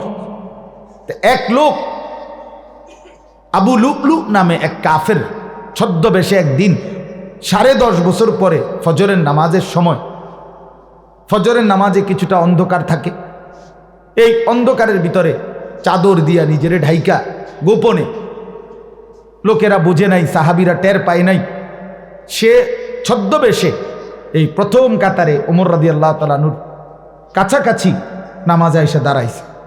তার কোমরে ছিল ধারালো ছুরি। এই ফজরের নামাজ ইমামতি শুরু করছে ওমর রাদিয়াল্লাহু তাআলা আনহু, প্রথম রাকাত। এই প্রথম রাকাতে যখন ইমামতি করতেছে, সূরা ফাতিহা পড়ে শুরু করবে আরেকটা কেরাত, এই সময় এই বেঈমান কোমর থেকে ছুরি বাহির কইরা হযরত ওমর রাদিয়াল্লাহু তাআলা আনহুর কোমরে 7-8টা ছুরির ঘাই দিছে, ফটাফট দামাদাম ছুরি মারছে, ওনার ঘাই দিছে, ছুরি দিয়েই দৌড় দিছে। তো হযরত ওমর রাদিয়াল্লাহু তাআলা আনহু, কিতাবে আছে স্পষ্ট, একটু পরে গিয়ে আসা ওনার নারী বুড়িগুলো পর্যন্ত বের হয়ে গেছে। এইভাবে চাপ দিয়া ধইরা হযরত ওমর রাদিয়াল্লাহু তাআলা আনহু, একজন সাহাবী আব্দুর রহমান ইবনে আউফ, ওনাকে প্রথম কাতারের থেকে টান দিয়া আইনা ইমামের জায়গায় দাঁড় করাইছে। দাঁড় করাইয়া নিজে হাত দিয়া চাপ দিয়া ধইরা কাইত হইয়া যাইয়া পড়ে যাইতেছে। এই সময় আগে বলছে একটা কথা, আব্দুর রহমান, আগে ফজরের নামাজ শেষ করো, তারপরে আমারে ধইর। আল্লাহর কসম যুবক, আমরা কিতাবে পড়ছি। হ্যাঁ বন্ধু, কতদিন হয় ফজরের নামাজ পড়ো না? কতদিন? তোমরা কত ছেলের চেহারা দেখলে বোঝা যায় কালো চেহারা, তোমাদের বেনামাজির চেহারা কালোই থাকে, বিশ্বাস করো। আহা,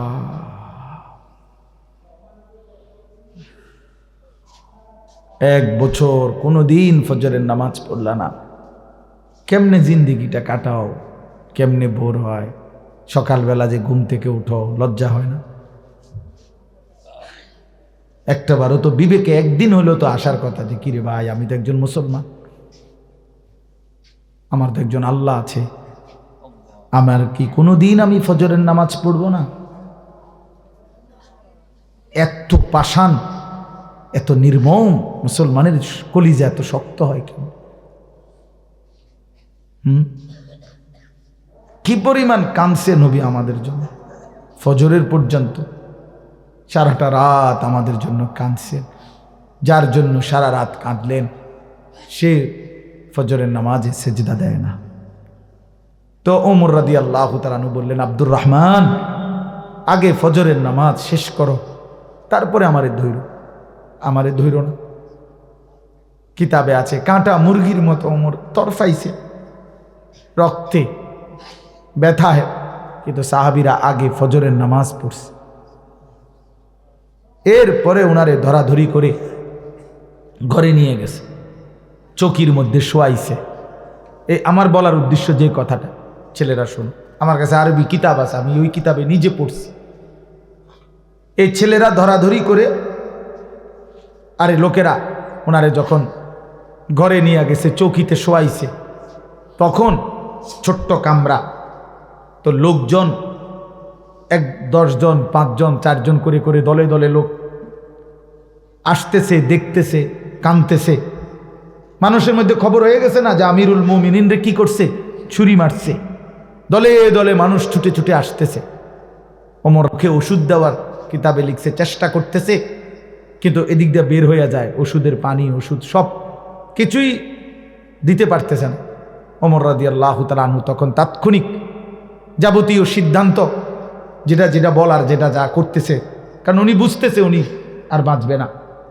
এই সময় প্রিয় ভাই, স্পষ্ট কিতাবে লিখছে, এক যুবক এই অন্যদের সাথে সেও ভিতরে ঢুকছে ওমর রাদিয়াল্লাহু তাআলাকে দেখার জন্য, যে আহত হয়েছে, যে এখনো তো মারা যায় নাই। এই সময় ওমর রাদিয়াল্লাহু তাআলা শেষ অবস্থা,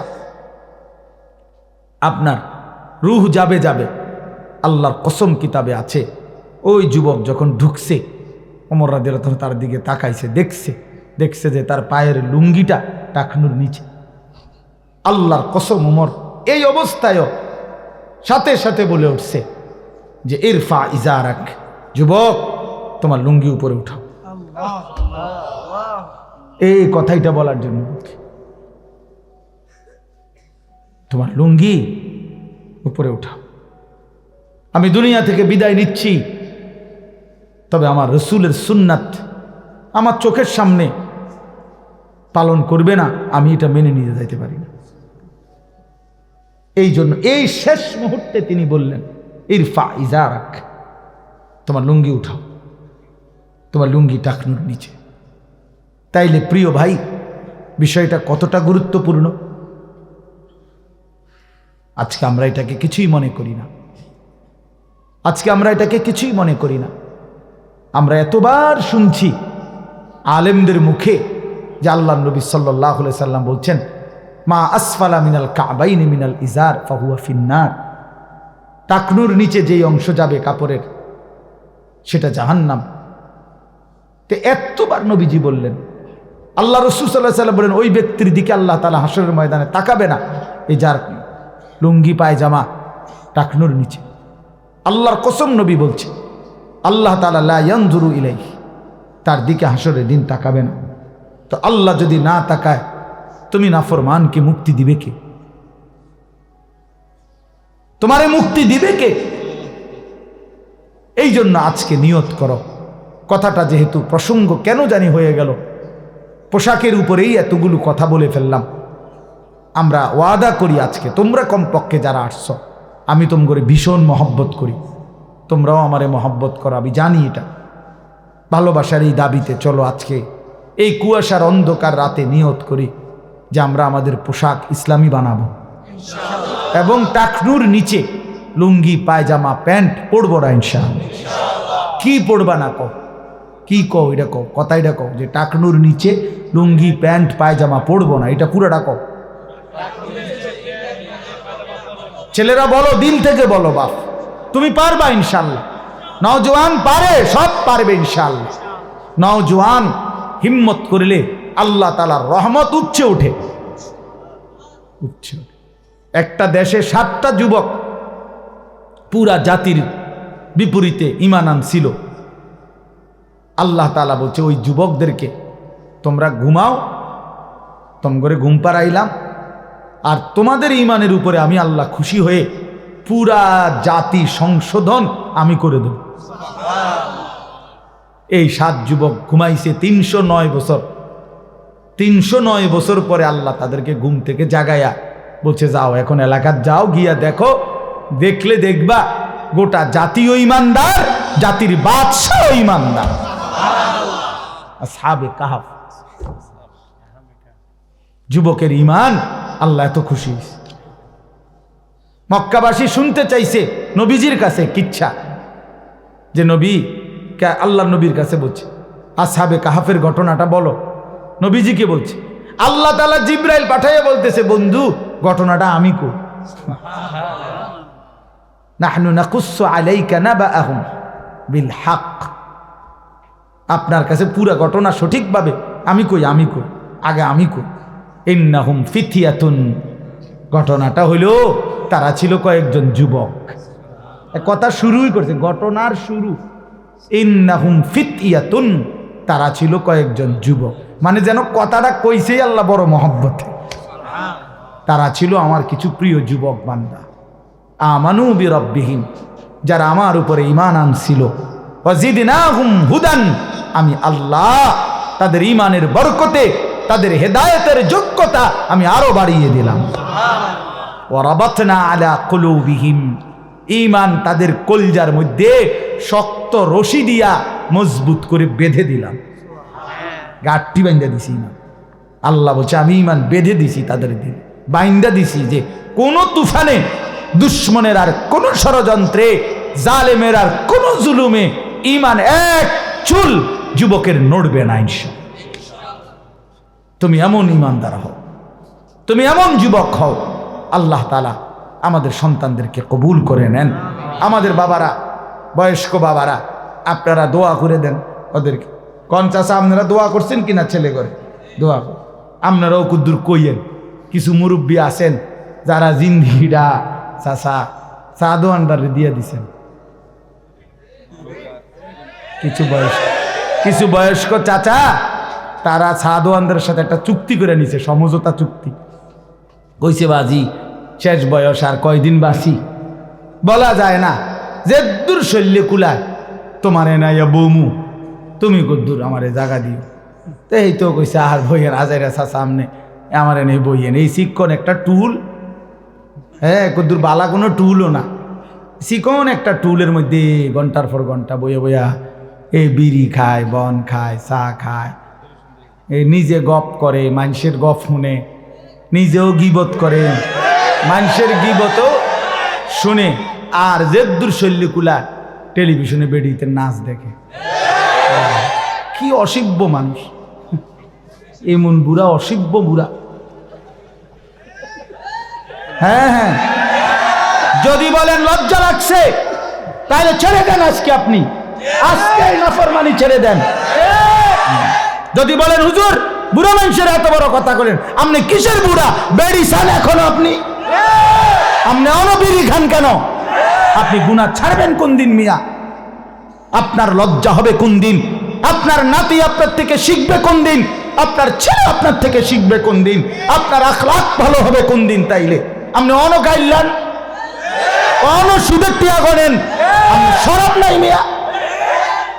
এই জন্য সোজা কথা, ইনসাফ করেন। 60 বছরও কি আখেরাত মনে পড়ে নাই? 60 বছরও কি গুনাহ ছাড়ার টাইম হয় নাই? 60 বছরও বিড়ি সিগারেট, 60 বছরও চা দোকান, 60 বছরও টেলিভিশন। আস্তাগফিরুল্লাহ, আস্তাগফিরুল্লাহ। গুনাহ ছাড়বে কোন দিন? তাইলে কোন দিন নাফরমানি ছাড়বে? কবর কি খামখেয়ালি? আখেরাত কি মামুর বাড়ি মিয়া? জান্নাত কি? জান্নাত আমনের ফুতে বিদেশ থেকে 10,000 দিছে, মসজিদে দিছেন, জান্নাত ক্লিয়ার। হ্যাঁ, জান্নাত আমনের মামুর বাড়ি। আপনি 10,000 দিয়ে বেহেশতে যাবেন গা? মসজিদে ফ্যান দুইয়ান দিছে, ওটা বেহেস্ত। আরে বাপরে, আরে বাপরে, বেহেস্ত কি? 2টা রুম আর একটা বারিন্দা, এটারে তো বেহেস্ত। বেহেস্ত এই তোমার নাকি? 2টা রুম আর একটা বারান্দার নাম বেহেস্ত? এত বড় সাম্রাজ্য মালিক যাকে দিবে সবচেয়ে ছোট জান্নাত, আল্লাহ রসুল বলছে 10 দুনিয়া বরাবর। তার জন্য কোনো মূল্য দিতে হবে না, তার জন্য কোনো মেহনত করতে হবে না।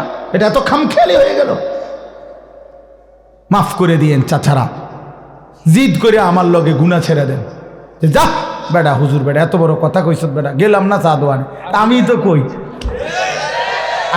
কই চাচা আপনার শরীরের একটা স্যাঁতো ডোক, আপনি জিদ করে কালকে চা দোয়ানে যাইয়েন না। চা দোকানদারের ক্ষতি হবে না, আপনি চা খাই আইয়ে নেবেন। আপনি বেডি চাইয়েন না, টেলিভিশন দেখেন না, আপনি বিড়ি খানা ছাড়েন। বিড়ি জাহান্নামের খাবার, সরাসরি জাহান্নামীদের খাবার। কোরআন শরীফে আছে জাহান্নামীদের খাবারের বৈশিষ্ট্য লা ইউসমিনু ওয়ালা ইউগনি মিন জু'। জাহান্নামীদের খাবার আল্লাহ বলছে এটার কোনো পুষ্টিও হয় না এবং এটার দ্বারা ক্ষুধাও নিবারণ হয় না। বিড়ি সিগারেট অবিকল এরকম, এটার দ্বারা শরীরের কোনো পুষ্টি হয় না এবং ক্ষুধাও নিবারণ হয় না। অতএব এটা জাহান্নামীদের খাবার। নাকে মুখে ধোঁয়া ছাড়ে, আগুন ছাড়ে, এটা বুঝে একটা কিছু হইতে পারে? এটা আমার সর্বোচ্চ বুঝাইয়ে দূর। এবারটা হয়তো আগের থেকে প্র্যাকটিস করতেছে।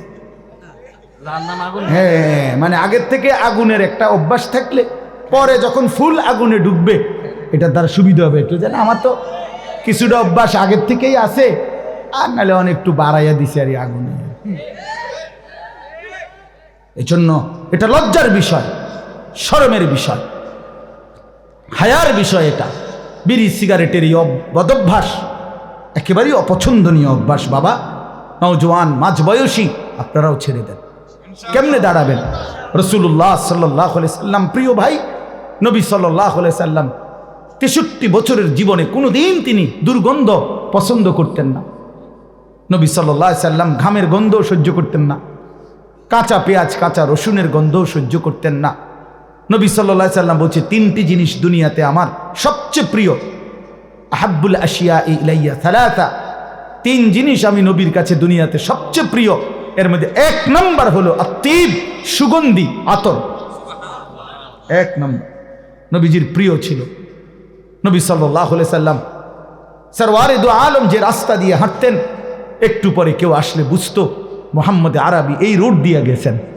কেমনে বুঝতো? মেশকের গ্রানে, সুগন্ধিতে সবাই আন্দাজ করত নবী আরবি এদিক দিয়ে গেছেন। আল্লাহ নবীর ঘাম মোবারকের দিকে সাহাবীরা অপেক্ষায় থাকতো। পবিত্র ঘামের 1 ফোঁটা ঝরলে সেইটুকু ঘাম নিয়ে তারা আতর মেশক হিসাবে ব্যবহার করত। এত সুগন্ধিময় যিনি, তার সামনে সুপারিশের জন্য এই বিড়িওয়ালা মুখ লইয়া কেমনে দাঁড়াবেন? কথা বলেন না কেন? হ্যাঁ, হাসরের ময়দান কি সুপারিশের কোনো নিয়ম কানুন নাই? অনেকেই না নিয়ম কানুন না, অনেকেই বুঝছে আমি আমার গুনাহ আমি করতে থাকি, নবী আছে গেলেই জান্নাত। আরে বাপরে, এটা কে বললো বলেন? আপনি কইছেন তো? কে কইলো? জিগার আপনি নাই করে আপনি জিগার না কেন? কথা বলেন। রাসূলুল্লাহ সাল্লাল্লাহু আলাইহি সাল্লাম যে সুপারিশ করবে এটার কি কোনো নিয়ম কানুন নাই? কথা বলেন না, কোনো আইন কানুন আসেনি তো? তাইলে অবশ্যই আইন কানুন আছে, অবশ্যই নিয়ম কানুন আছে। নিয়ম কানুন থাকবে না কেন? বিধিনিষেধ থাকবে না কেন? নবী বুঝি বলছে উম্মত তুমি মৃত্যু পর্যন্ত আল্লাহর নাফরমানি করতে থাকো, আমি তোমারে বেহেশত দিব, এটা নিয়ে সুপারিশ। তা আপনারা কি বুঝলেন? অনবরত মিথ্যা, অনবরত অন্যায়, এটা তো ঠিক না বাবা, এটা তো ঠিক না। আপনাদের কাছে আমি অনুরোধ করলাম, রাসূলুল্লাহ সাল্লাল্লাহু আলাইহি সাল্লাম নিয়ত তো আসিল ওমর ফারুক ভাইয়ের কারণে মানে নরম কইতাম, ফাইলামে দোনা শক্ত হয়ে গেছে, মাফ করে দিয়ে, মাফ করে দিয়েন। আল্লাহ তাআলা আমাদের দিল বদলায় দেন, আল্লাহ তাআলা আমাদের জিন্দিগি বদলায় দেন। যুবক ভাই, আল্লাহ তাআলা নবী সাল্লাল্লাহু আলাইহি সাল্লাম মানুষকে কালেমার দাওয়াত দিতে গিয়ে 40 বছর বয়সে খুব পেরেশান ছিলেন, খুব পেরেশান ছিলেন। এই শেষ করে দিচ্ছি প্রিয় ভাই, আল্লাহ নবী সাল্লাল্লাহু আলাইহি সাল্লাম ভাবতেছিলেন, হায় মাওলা, আপনি আমারে এই সারা পৃথিবীর মানুষের ইসলাহ সংশোধনের দায়িত্ব দিলেন, কিন্তু চারদিকে তাকাইয়া নবী দেখে হায় হায় মানুষের মধ্যে সমস্ত নাফরমানি, 16 আনা, চুরি, ডাকাতি, জিনা, ব্যভিচার, মদ, জুয়া, খুন, ধর্ষণ, নারী নির্যাতন, ছিনতাই, রাহাজানি, কুফর, শিরিক, মূর্তি পূজা, সব 100 ঠিক না? যখন নবীজি কালেমার দাওয়াত শুরু করছেন তখনকার পরিবেশটা কেমন ছিল? সকলেই কি জঘন্যতম পাপে লিপ্ত। তো নবীজি সাল্লাল্লাহু আলাইহি সাল্লাম ভীষণভাবে চিন্তিত হয়ে গেলেন, হায় হায় আমি কেমনে শুরু করুম, কোনান দিয়ে ধরমু, আগে চোরেরে ঠিক করবো না ডাকাইতেরে আগে ঠিক করবো, কোন দিক দিয়া ধরমু লাইন? সব তো পাপে ভরা, জাহিলিয়াত, অন্ধকার। তো এই সময় নবী সাল্লাল্লাহু আলাইহি সাল্লামের চিন্তা, পেরেশানি, মনে হয় যেন কোমর বাঁকা হয়ে যাচ্ছে, অর্থাৎ টেনশানে, মানে বুঝাইতে চাইতেছে একদম অস্থির হয়ে যাচ্ছে নবী। আহা আমি কি করব? আবার আল্লাহ বলে দিছে ফাস্তাকিম কামা উমিরতা, আপনাকে যে আদেশ করছি এক চুল নড়বেন না, আপনার মেহনত চালায় যাবেন, সুখে দুঃখে আপনারে মূল্যায়ন করুক আর অবমূল্যায়ন করুক, পাথর মারুক আর ঢিল মারুক, আপনার জিম্মাদারি থেকে আপনি এক চুল নড়বেন না।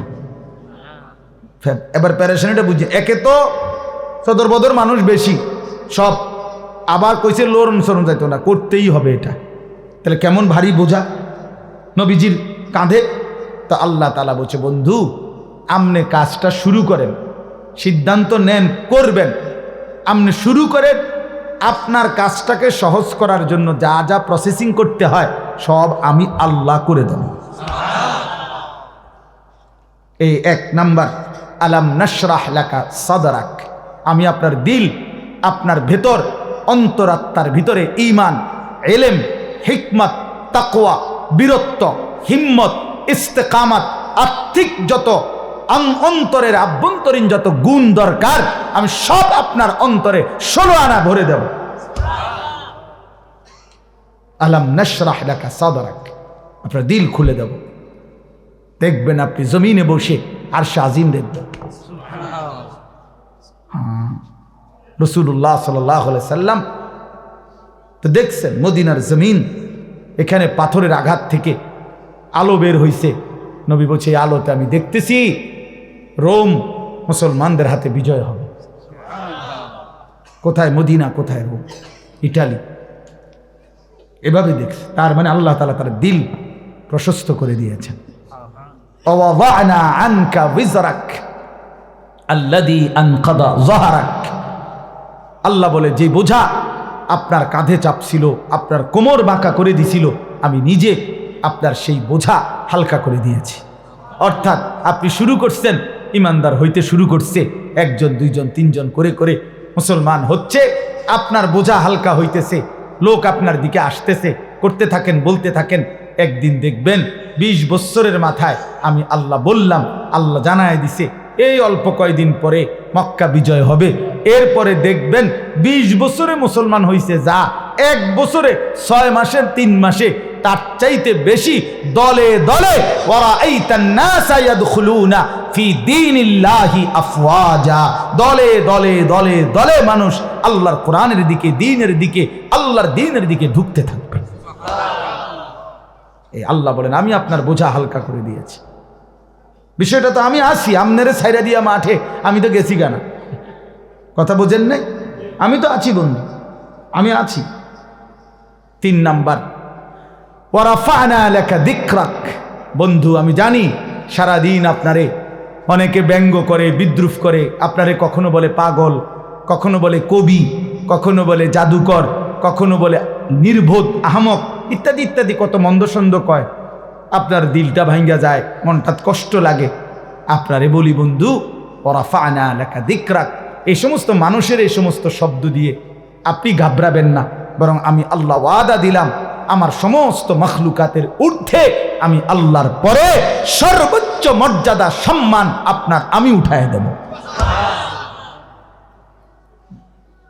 এই জন্য মেরাজে নিয়া আর শাজিমের উপরে উঠাইয়া আল্লাহ বলছে দোস্ত নিচের দিকে একটু তাকান।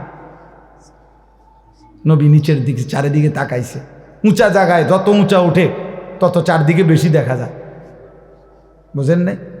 কুমিল্লা জেলায় যখন সর্বপ্রথম 6 তলা বিল্ডিং হয়েছে আমাদের কুমিল্লায় সালাউদ্দিন হোটেলের পাশে, প্রথম আমরা তখন স্কুলে 4 বা 5 পড়ি, আমরা এই প্রতিদিন বিকালে চাইতে যাইতাম 6 তলা বিল্ডিং, আর দারোয়ানের কাছে বলতাম ভাই ভাই কিন্তু ছাদে উঠুন, মানে ছাদে উঠোনে লেগে এটা রে এত বাটারের কাছে কাকুতি মিনতি করতাম, ভাই কুদ্দুর উঠতে দেন না, ছাদে উঠুন। এরপরে ছাদে উঠে একটা দৌড় দিয়ে দেখা আবার বন্ধুদের কাছে পরের দিন গল্প করতাম যে আর বেড়া ছাদে উঠছি। তাহলে উঁচা উঠলে চারদিকে দেখা যায়। আল্লাহ তাআলা আরশ আজিমে তুলে বন্ধুকে বললেন, বন্ধু এবার দেখেন আমার গোটা মখলুকাত আপনার কদমের নিচে, আপনার মর্যাদা সবকিছুর ঊর্ধ্বে। বাদাজ খুদা বুজুর্গ তুই কিসসায়ে মুখতাসার, আল্লাহর পরে সমস্ত সৃষ্টির উপরে আপনার সম্মান। সুবহানাল্লাহ, আপনার মর্যাদা আমি উঠাই দিছি। আল্লাহ মহব্বত করে বলছে, মহব্বত করে বন্ধু ওই যে আজান দিচ্ছে শুনেন তো, দেখেন দেখেন আজান দিচ্ছে দোস্ত শুনেন, এই দেখেন আমার নাম বলে, একটু পরে আপনার নামও বলে। ওই যে মুয়াজ্জিন ইকামত দিচ্ছে দেখেন তো, আমার নাম বলে আপনার নামও বলে। ওই যে নামাজি ব্যক্তি যে দেখেন বইছে আত্তাহিয়াতু পড়বে এখন, দেখেন খেয়াল রাখেন আপনার আত্তাহিয়াতু পড়ে আমার প্রশংসা করে, একটু পরে আপনার নামও করবে, আল্লাহুম্মা সাল্লি আলা মুহাম্মদ, এই যে দুরূদ শরীফ পড়বে। ওই যে কবরের দিকে তাকায় দেখেন দোস্ত, কবরে ওই মুনকার নকির প্রশ্ন করতেছে লোকটারে, দেখেন কি কয় শুনেন, আমার নাম কয় আপনার নামও কয়। সুবহানাল্লাহ। আজানে আমি আপনি, একামতে আমি আপনি, নামাজে আমি আপনি, ওই কবরের প্রশ্ন তো দেখেন আপনি আমি, যেখানেই আমি আল্লাহর আলোচনা সেখানেই আপনি বন্ধুর আলোচনা। ইদা যুকিরতু যুকিরতা মাই ওয়া রাফা'না লাকা যিকরাক। আমরা নবীর দুশমন না, আমরারে যারা গালি দেহে হেতে, আমরা যারা কয় আমরা নবীর দুশমন, আমরা ওয়াহাবি, আমরা নবীর আশেক না, আমরা জানি দোস্ত তুই কি আশেক, আমরা জানি হাসরের ময়দানে ফায়সালা হবে। জীবনের এই 43 বছর আজীবন নবীর মেসওয়াক করে গেলাম, দাড়ি টুপি রাইখে গেলাম, হালাল খাওয়ার চেষ্টা করলাম, বউ বাচ্চারে পর্দায় রাখতে চেষ্টা করলাম, জীবনে কোনোদিন টেলিভিশন ঘরে ঢুকাইলাম না, জীবনে কোনোদিন চেষ্টা করছি রসুলের সুন্নাত আমল করতে। আমি কেন নবীর দুশমন হব? আমি নবীর দুশমন, আমি জিলাফির দুশমন হইতে পারি, নবীর দুশমন না। আমি বিরানির দুশমন হইতে পারি, নবীর দুশমন না। চলো যদি প্রয়োজনে প্রমাণ চাও, ইনশাআল্লাহ আমরা প্রমাণ দিছিও। 158 বছর আমাদের কওমি মাদ্রাসার ইতিহাস, 1866 সন থেকে এই উপমহাদেশে শতবার, হাজারবার, লক্ষবার রসুলের ইজ্জতের জন্য, কোরআনের ইজ্জতের জন্য যারা রক্ত দিয়েছে, জান দিয়েছে, কলিজার খুন দিয়েছে, সবার আগে প্রতিবাদ করেছে জালেমের, অন্যায়ের, রসুলের দুশমনের বিরুদ্ধে। তো সবচেয়ে আগে যাদের নাম, তারা কওমি মাদ্রাসার উলামা, তোলাবায়ে কেরাম। যদি কারো প্রমাণ লাগে তো 2013 সালের 5ই মের রক্তের গ্রাম শুকবার জন্য মতিঝিলের শাপলা চত্বরে এখন গিয়া নাক লাগাও, দেখবা ইমানদারের রক্তের গ্রাম পাইবা। এখনো যাও, এখনো যাও। তালেবে ইলমদের, উলামায়ে কেরামের তাজা খুন ওই জমিন ভাসছিল। এটা পৃথিবী দেখছে, আসমান দেখছে, রব্বে করিমও দেখছে। নবী সাল্লাল্লাহু আলাইহি সাল্লামের ভালোবাসা কাদের দিলে ছিল? এজন্য বাপ কোনোভাবেই উলামায়ে কেরাম থেকে বিচ্ছিন্ন হবেন না, বলেন ইনশাআল্লাহ। আজকে আমাদের নিজেদের ঘরেও আগুন লাগাইবার চেষ্টা চলতেছে, দাওয়াত ও তাবলীগের এক মহান মেহনত চলতেছিল। এই মেহনতের মধ্যেও দুশমন, ইসলাম বিরোধী চক্র সাদ নামে ইন্ডিয়ার, দিল্লির এক ভণ্ড, এক প্রতারক, এক মুনাফিক, এক বিশ্বাসঘাতক সাদ নামে এই ভণ্ডে তার কিছু বাহিনী, গুন্ডা, সন্ত্রাসী লাগায়া ইমানদার দাওয়াত ও তাবলীগের সাথীদেরকে শহীদ করছে, খুন করছে, রক্ত ঝরাচ্ছে। কিন্তু ওই ভণ্ডের অনুসারী গুন্ডারা জানে না যে ইমানদারের পবিত্র রক্তের উপরে কালেমার বিজয় হবে ইনশাআল্লাহ। এই জন্য আমরা, এটা আমাদের স্পষ্ট হিসাব, এটা স্পষ্ট। ইসলাম বিরোধী, কোরআন বিরোধী যেই বলে, সে কাছের হোক দূরের হোক, ঘরের হোক বাহিরের হোক, প্রত্যেকের বিরুদ্ধে প্রতিবাদ করা, অন্যায়কে অন্যায়, ন্যায়কে ন্যায়, আলোকে আলো, অন্ধকারকে অন্ধকার বলা, এটা উলামায়ে দেওবন্দ কওমি মাদ্রাসার আলেমদের চিরদিনের বৈশিষ্ট্য। আলহামদুলিল্লাহ। এই জন্য আমরা কবর পূজারী, মাজার পূজারীকেও ছাড়ি নাই, আমরা সাদ নামের ওই ভণ্ড অনুসারীদেরকেও আমরা ছাড়ি নাই।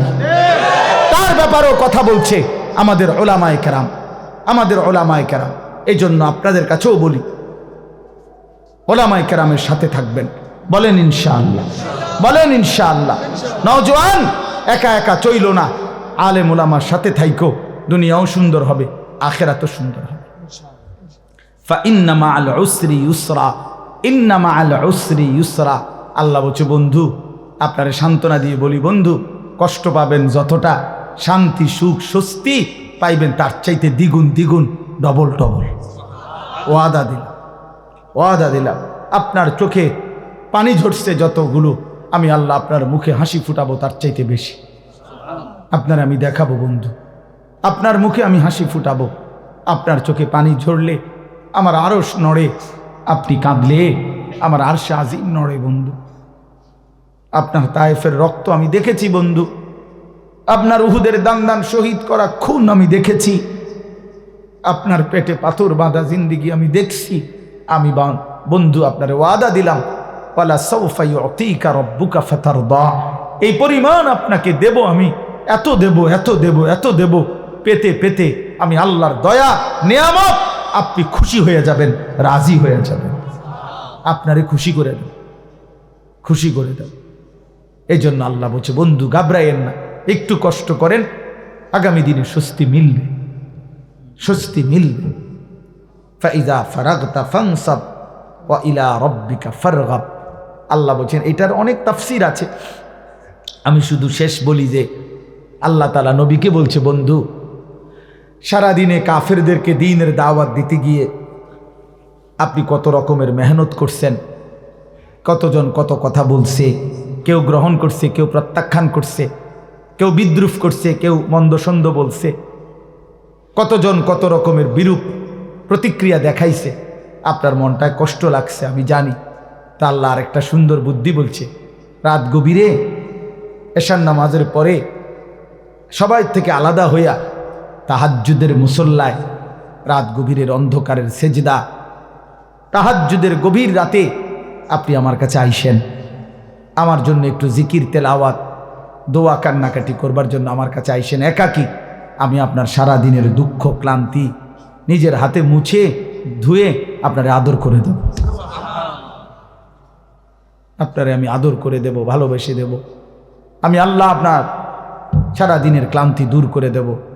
রাত গভীরে আপনি আমার কাছে আইসেন। ফাইজা ফারাগতা ফানসাব, আপনি যখন সারা দিনে আলাদা অবসর হবেন, এবার কঠোর পরিশ্রম, ইবাদত, গভীর একাকিত্বে আমি আল্লাহর সাথে ইলা রব্বিকা ফারগাব, আমি আল্লাহর দিকে ঝুঁকবেন। আমি আল্লাহ আপনার সমস্ত দুঃখ কষ্ট বেদনা আমি আল্লাহ তাআলা সান্ত্বনা দিয়ে দেব। এই জন্য এক মানুষের জীবনে আল্লাহর সাথে গভীর সম্পর্কের মূল টাইম রাত গভীর। কোন টাইম? গভীর রাত, গভীর রাত। আল্লাহ বলে, বান্দা যা লাগবে রাতে আইসো, আমি সব দেব, সব দেব। রাত গভীরে আমি মাওলা তোমারে দেওয়ার জন্য প্রথম আসমানে নাইমা আসি, তুমি চাইলেই আমি ভরপুর দিয়ে দেব। আল্লাহর কথা, কোরআনের কথা আমাদের জীবন পরিবর্তনের জন্য। এই জন্য মোবাইলটা ধরে রাখলে মনোযোগ হয় না, বারবার এটার দিকে নজর যায়। এই কারণে আমি শক্তভাবে বললাম, বরং তোমরা ছেলেরা যারা দাঁড়ায় আছো, দেখো যে কষ্ট করে বসার কিন্তু জায়গা আছে, যে যেটুকুই শুনো ভাই বসে শোনো। মনে করো তুমি 10 মিনিটেই শুনলে, আমার কোনো আপত্তি নেই, তো 10 মিনিট বসে শোনো। এই পিছনে জায়গা আছে, এখানে দাঁড়ায় না থেকে পিছনে যাও, বসে শুনলে আল্লাহর কথা আদব হয়। জুতা পায়ে আল্লাহর কথা শোনা আদব পরিপন্থী। হ্যাঁ, এটা কোরআনুল কারীমের মধ্যে আল্লাহ তাআলা মুসা আলাইহিস সালামকে বলছে। আমরা সবাই জানি যে মুসা নবীর সাথে আল্লাহ তাআলা প্রথম যেদিন তুর পাহাড়ে কথা বলছেন, সেদিনই আল্লাহ বলছে প্রথম দিন, ফাখলানা আলাইকা, মুসা তোমার জুতা খুলে ফেল। এরপরে আল্লাহ তাআলা ওনার সাথে কথা বলছে। তার মানে আল্লাহর কথা শুনবার আদব জুতা খোলা, বসে পড়া। হযরত জিবরাইল আলাইহিস সালাম, আপনারা আমার দিকে তাকান, ছেলেরা এমনিই শুনবে ইনশাআল্লাহ। জিবরাইল আলাইহিস সালাম হাদিসের মধ্যে আছে যতবার তিনি নবী সাল্লাল্লাহু আলাইহি সাল্লাম এর কাছে মানুষের আকৃতিতে আসছেন। জিবরাইল নবীজির কাছে দুইভাবে আসতেন, কখনো অদৃশ্যভাবে আসতেন, যেটা নবীজি টের পাইতেন। সাহাবীরা দেখতো না, বুঝতো, নবীজির চেহারা দেখে বুঝতো জিবরাইল আসছে। নবী সাল্লাল্লাহু আলাইহি সাল্লামের হালাত, চেহারার রং বদলাই যেত, রক্তিম লাল হয়ে যাইত, পবিত্র চেহারা থেকে ঘাম ঝরত, এবং নবীজি সাল্লাল্লাহু আলাইহি সাল্লামের নাকের কাছে, মুখের কাছে মৌমাছির গুনগুনে আওয়াজ শোনা যাইত। সাহাবীরা বুঝতেন জিবরাইল আসছে, কোরআন নাজিল করছে। তো এটা ছিল একটা। আর কখনো কখনো জিবরাইল আলাইহিস সালাম সরাসরি মানুষের আকৃতি ধরে নবীজির কাছে আসতেন। এই মানুষের আকৃতি ধরে যখন আসতেন, তখন তিনি নবীজির সাথে যে কথা বলতেন, বসে কথা বলতেন আদবের সাথে। নবীজি সাল্লাল্লাহু আলাইহি সাল্লামের সামনে একবারে নামাজের হালাতের মতো বসতেন। নবী সাল্লাল্লাহু আলাইহি সাল্লামের দুই হাঁটু মোবারকের সাথে হাঁটু মুখোমুখি করে জিবরাইল বসতেন, বুক বরাবর, হাঁটু বরাবর, চোখ বরাবর। মনে করেন আমার এই দুই হাঁটু বরাবর যদি ওইদিকে কেউ বসে আমার মুখোমুখি, তাহলে হাঁটু যেমন বরাবর, তো বুকও তো বরাবর, চোখও তো বরাবর, ঠিক না? এতে তাওয়াজ্জু বেশি হয়, এতে ফায়দা বেশি হয়, উপকার বেশি হয়, চোখের সাংঘাতিক পাওয়ার, নজরের বরকত হয়। এই কারণে এই দুইটা কথা মিলাইয়া বললাম। একটা হলো আল্লাহর কথা শুনতে বসতে হয়, জুতা খুলতে হয়। এজন্য দাঁড়াইয়া আল্লাহর কথা শোনা আদব না। হ্যাঁ, একান্ত নিরুপায়, জায়গা কোনোভাবেই আর নাই, অথবা জায়গাটাই এমন যে দাঁড়ানো ছাড়া উপায় নাই, এমন কোনো পরিস্থিতি হতেই পারে। তো সেটা তো বিশেষ কারণ, তার জন্য দাঁড়ায় থাকলে অন্য বিষয়।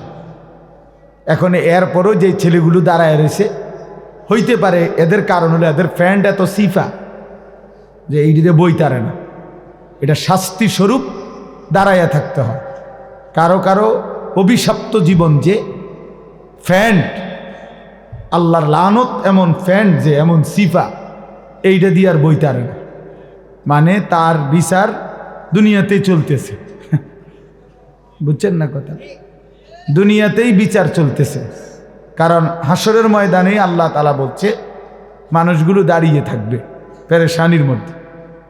এই জন্য এই সিফা ফ্যান্টের কারণে অনেক, আমি দেখছি অনেক ছেলে পেলে টাই না এটারে কোনো রকমে ঠ্যাং সরাইয়া কোনো রকমে বসে, মানে বেচারারে বসতে কইলে নিচে বইতে পারে না, পেশাব করতে পারে না, শরীর কুদ্দুর নাড়াইতে চাড়াইতে, এত চিপা টাইট প্যান্ট।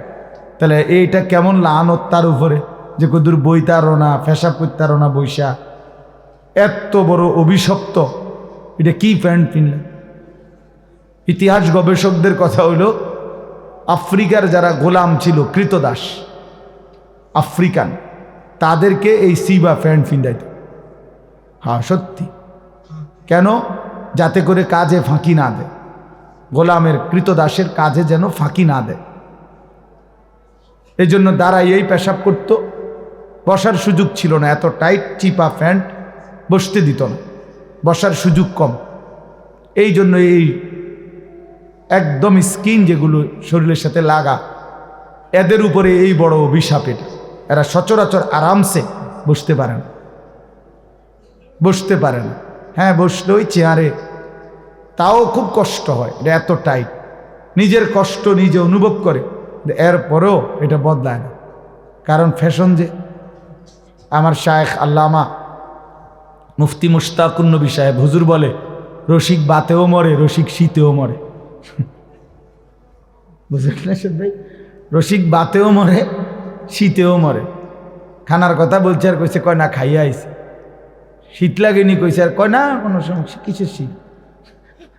এখন আর ওইরকম ভারী কম্বলও দিছে না, ভাতও দিছে না, তো এখন ফ্যাটের বুকেও মরে, শীতেও মরে। তো এটার বলে আর এই যে রসিক বাতেও মরে, রসিক শীতেও মরে, দোনো দিক দিয়ে মরে।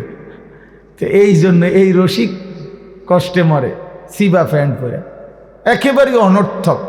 তোমরা যারা ছেলেরা ভাইবা দেখো, ফ্যাশনের জন্য তো সামান্য বিবেক খাটাইতে হয় যে আমি কি ধরনের ফ্যাশন, এটার ভিতরে একটা বিবেক থাকা চাই।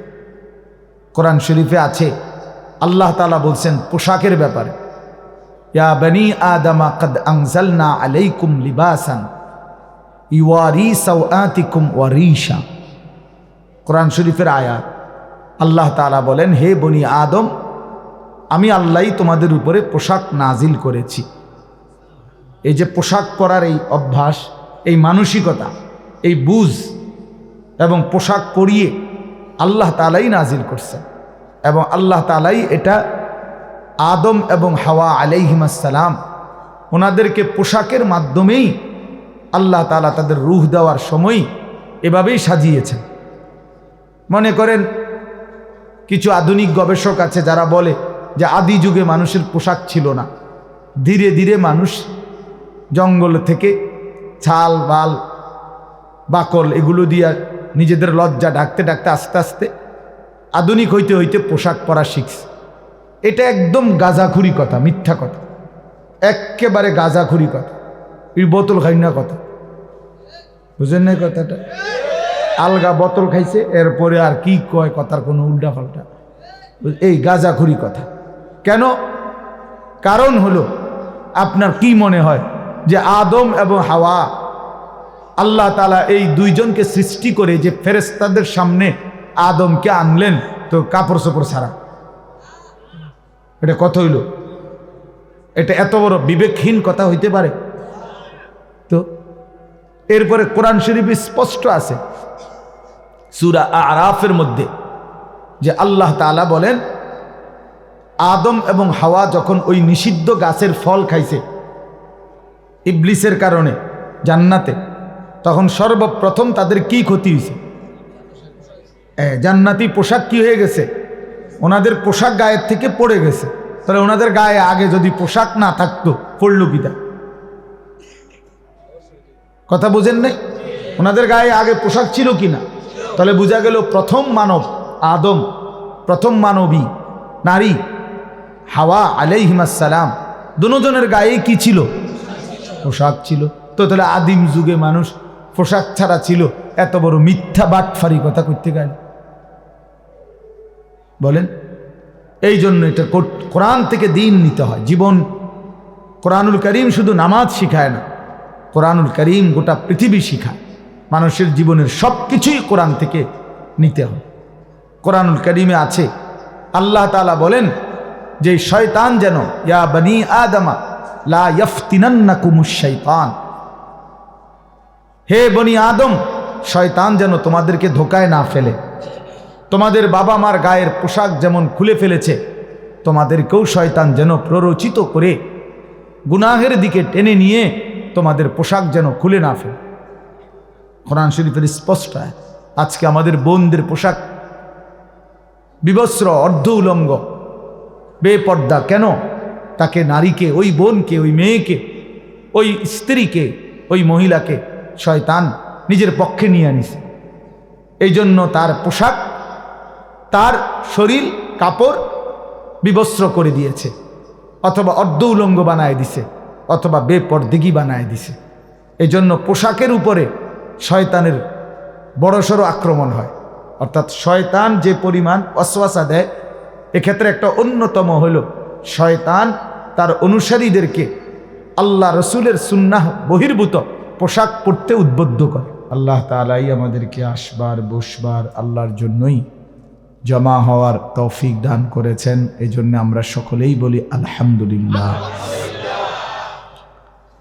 সবাই মাশাআল্লাহ অনেক সুন্দর চুপ করছেন, ধীরে সুস্থে ঠান্ডাভাবে বসছেন। তো এখন একটা ছোট্ট অনুরোধ হইল, এই হাতে ধরা যেই মোবাইলগুলো এগুলো নামায় ফেলে। যাদের হাতে মোবাইল রেকর্ডিংয়ের জন্য, এগুলো সবগুলো নামায়া পকেটে ঢুকান। এটা আমি আদেশ করলাম, নওজোয়ান ছেলেরা এটা পকেটে ঢুকাও। যদি আমার এই কথা না শোনো তাহলে তুমি এখান থেকে চলে যাও।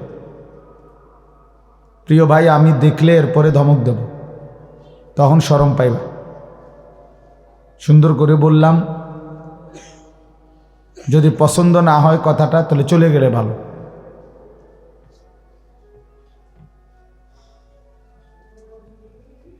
মূল বিষয় হলো, এটা আমি প্রতিদিন বলি, মোবাইল হাতে ধরে রাখলে আল্লাহর কথার প্রতি দিল জমে না।